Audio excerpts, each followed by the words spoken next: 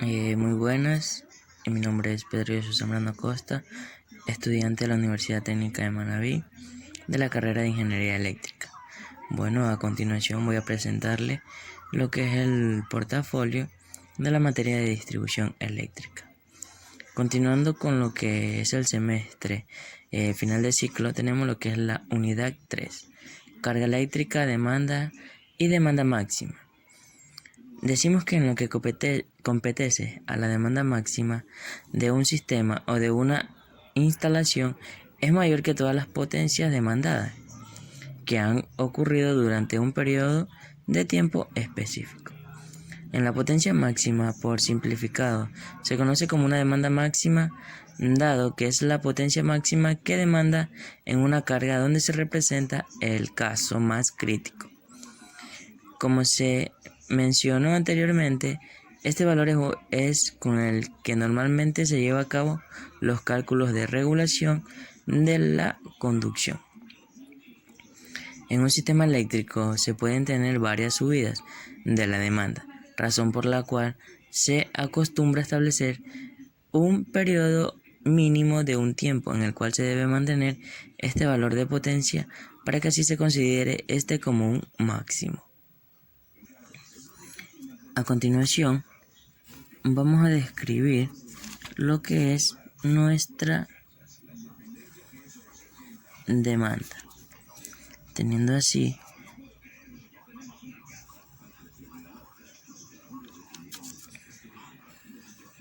nuestra gráfica en la cual nos representa la entrada de una carga de subida a una red eléctrica. Continuando con esto, se entiende por carga conectada a la suma de las potencias nominales de los equipos que utiliza energía, dada que la demanda máxima y la carga conectada está dada en las mismas unidades, cosa que el factor de demanda no tiene unidades, ya que normalmente es menor que 1.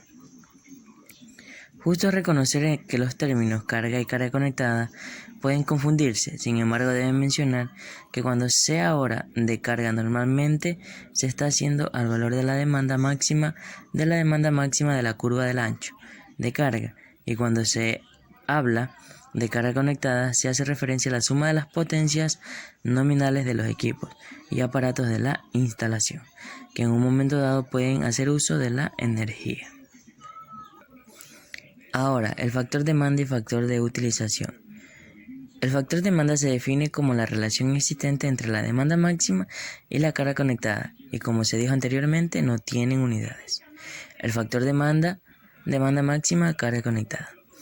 En el factor de utilización hay una relación que existe entre la demanda máxima de un sistema y su capacidad instalada, mientras que el factor de demanda indica el grado con el que se utiliza la carga conectada.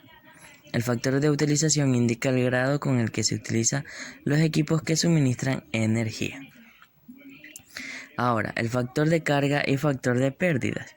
Como podemos ver, tenemos dos fórmulas, tanto el factor de carga como el factor de pérdida, en la cual vemos y decimos que se puede definir como una relación existente de la demanda promedio y de la demanda máxima.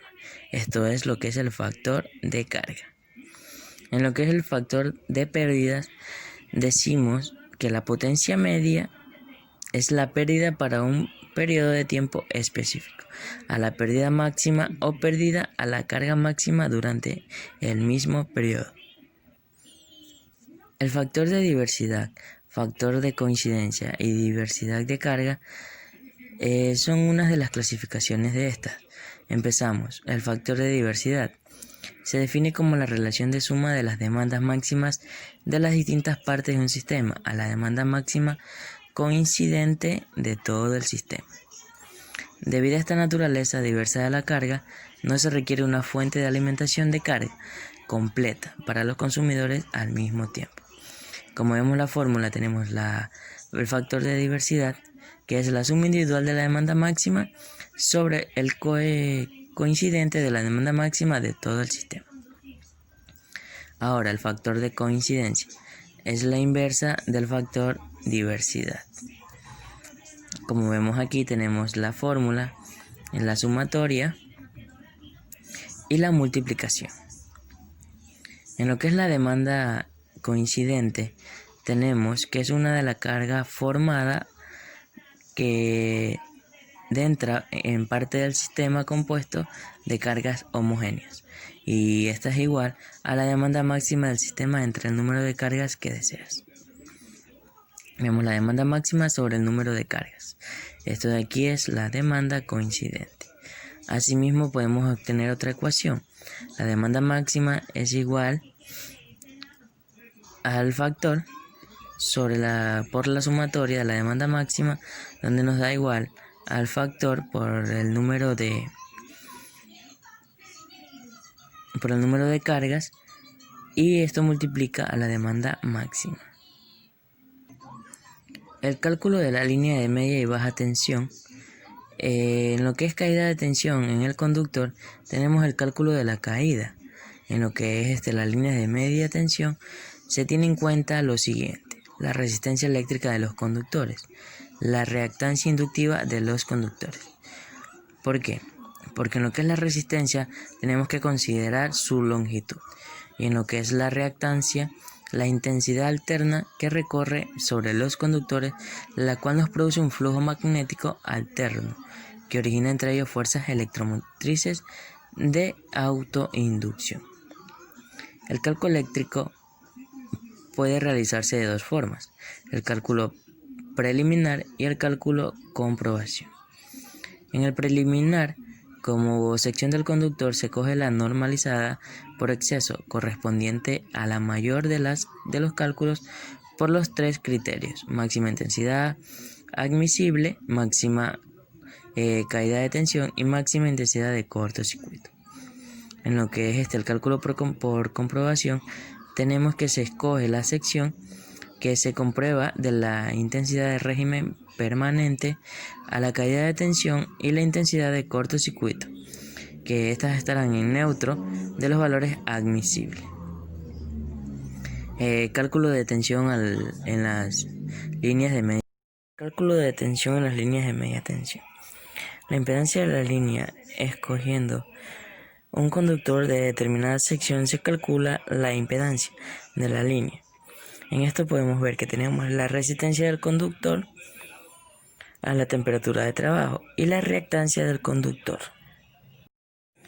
Ahora se dice que en las líneas aéreas con conductor unipolares se halla la reactancia calculando el coeficiente de autoinducción. Que tenemos el coeficiente de autoinducción en la línea, la separación entre el conductor, que es la letra D, el radio del conductor, y la K, que es el término del valor de 0.5 para conductores macizos y variables para conductores cableados en cuerdas. Si las separaciones no son iguales, se halla la media geométrica, como vemos la fórmula. Ahora, lo que es la caída de tensión en la línea. Vemos la intensidad de la línea según la potencia a transportar. Como tenemos ahí la fórmula, tenemos la corriente de la línea es igual a la potencia aparente sobre la raíz de 3, que multiplica al voltaje a la tensión de la línea. Esto también puede ser igual a la potencia sobre la raíz de 3, que multiplica la tensión por el coseno del ángulo. La diferencia de las tensiones de línea en vatios, como podemos ver ahí, tenemos la potencia por la raíz de 3 es igual a la raíz de 3 por la corriente de la línea, que multiplica a la impedancia, a la resistencia por el coseno de alfa más la impedancia por el seno de alfa.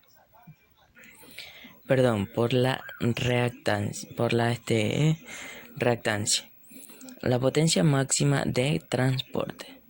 La máxima intensidad de línea, la corriente máxima, se halla según la densidad de corriente o la intensidad de corriente permitida.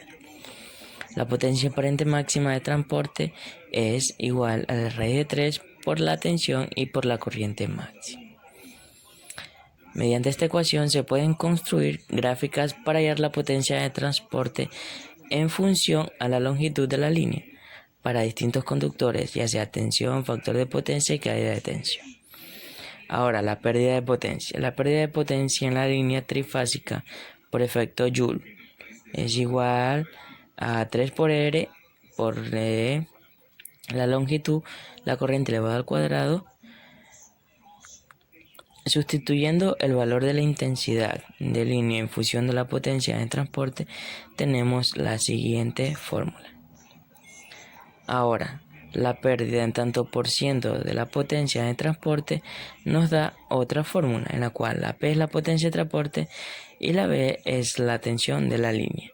El resto ya lo conocemos como la resistencia y el coseno de alfa.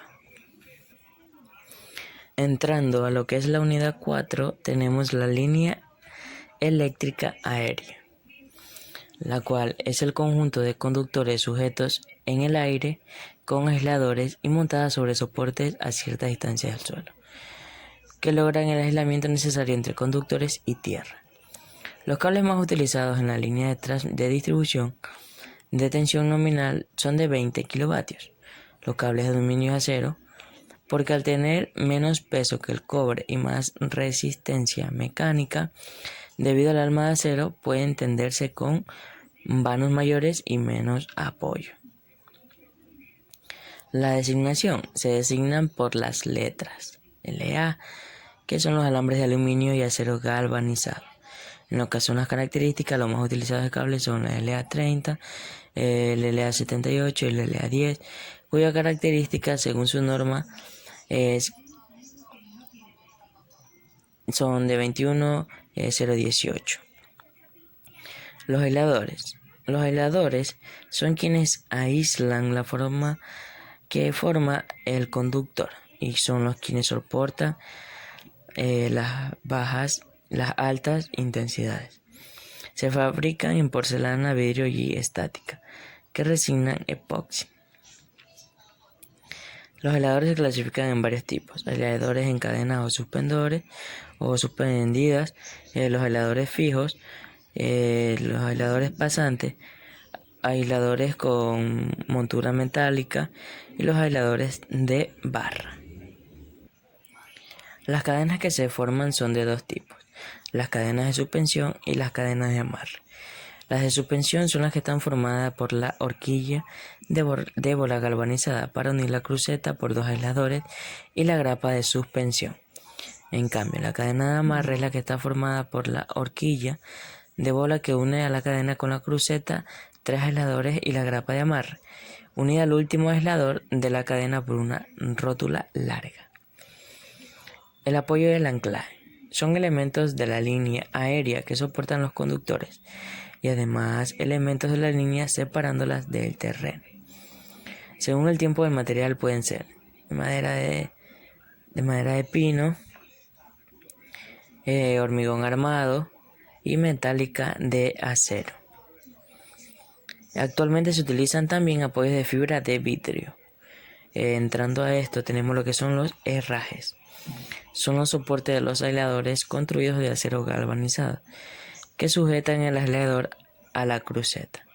En los cables trenzados, los herrajes son ganchos de acero galvanizado para amarre o suspensión del haz al apoyo.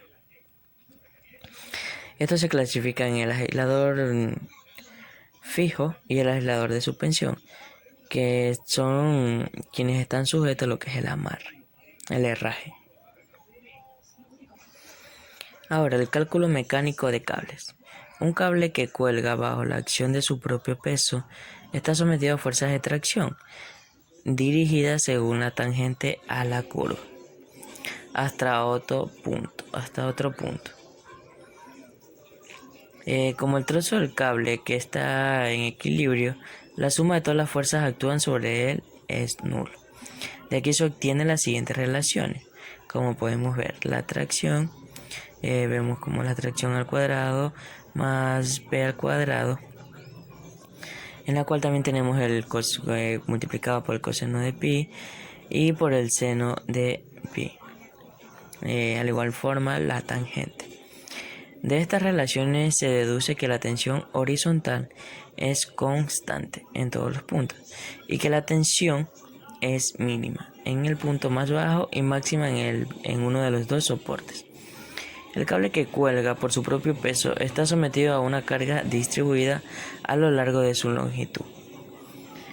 Vemos que si la carga se considera distribuida a lo largo de una línea horizontal, designado por el peso por unidad de longitud horizontal y tomando origen de sus ejes de coordenadas en el punto más bajo del cable, la carga total que soporta el cable y otro punto de coordenadas.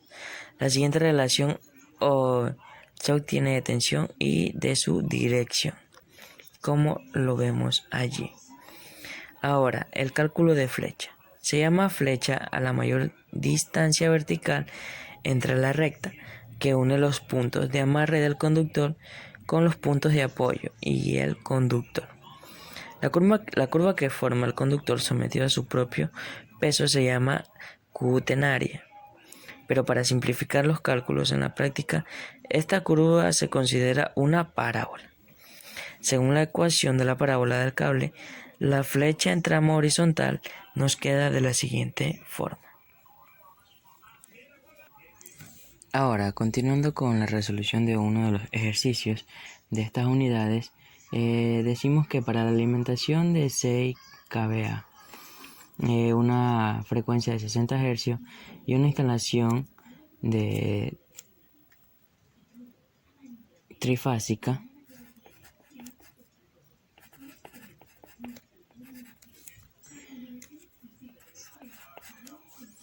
que consume 150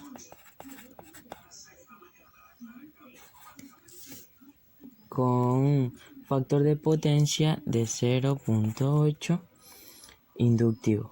Se utiliza un cable tripolar de cobre aislado con etileno propileno de tensión de 6/10 kilovoltios y sección de 70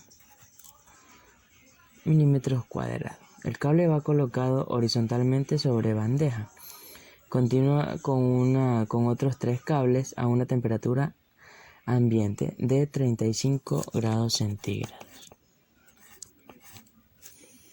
Bien, nos dice calcular la intensidad del que circula por el cable. El literal B, la intensidad admitible en el cable si según el catálogo al fabricante admite instalado al aire a 40 grados centígrados la intensidad de 255 amperios. El factor de correlación por temperatura es de 1.12 y por instalación sobre bandeja 0.8. Tenemos primero el literal A, en la cual tenemos la fórmula de la potencia es igual a la raíz de 3 por la tensión de la línea por el coseno de phi. Entonces, reemplazando los valores, tenemos los 150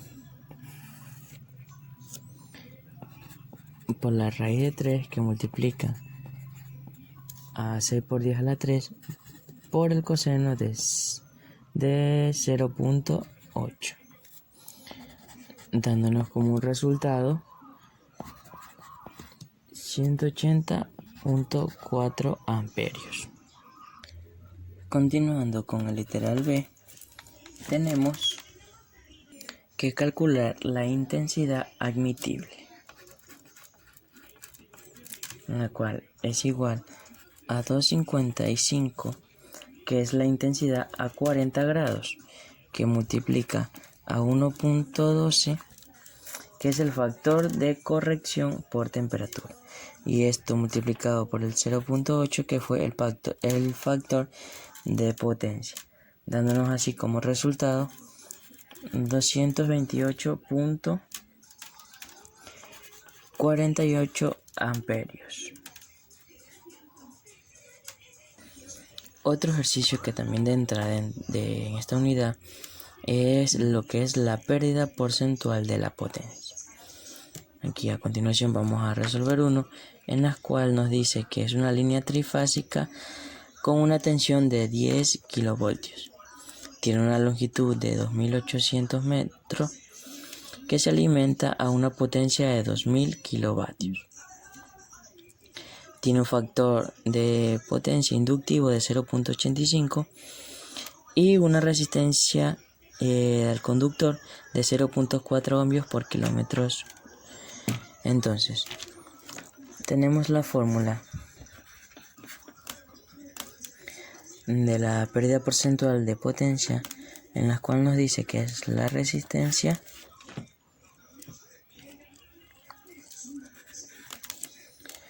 el voltaje al cuadrado por el coseno al cuadrado del ángulo.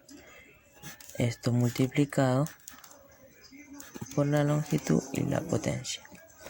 Entonces, reemplazando los valores, tenemos 0.4 de resistencia, 10 por 10 al cuadrado por 0.85 al cuadrado, que es el factor de potencia que nos está dando el enunciado, y esto multiplicado por 2800 y por 2000, dándonos así como resultado de nuestra potencia la pérdida de potencia porcentual de 3.1%.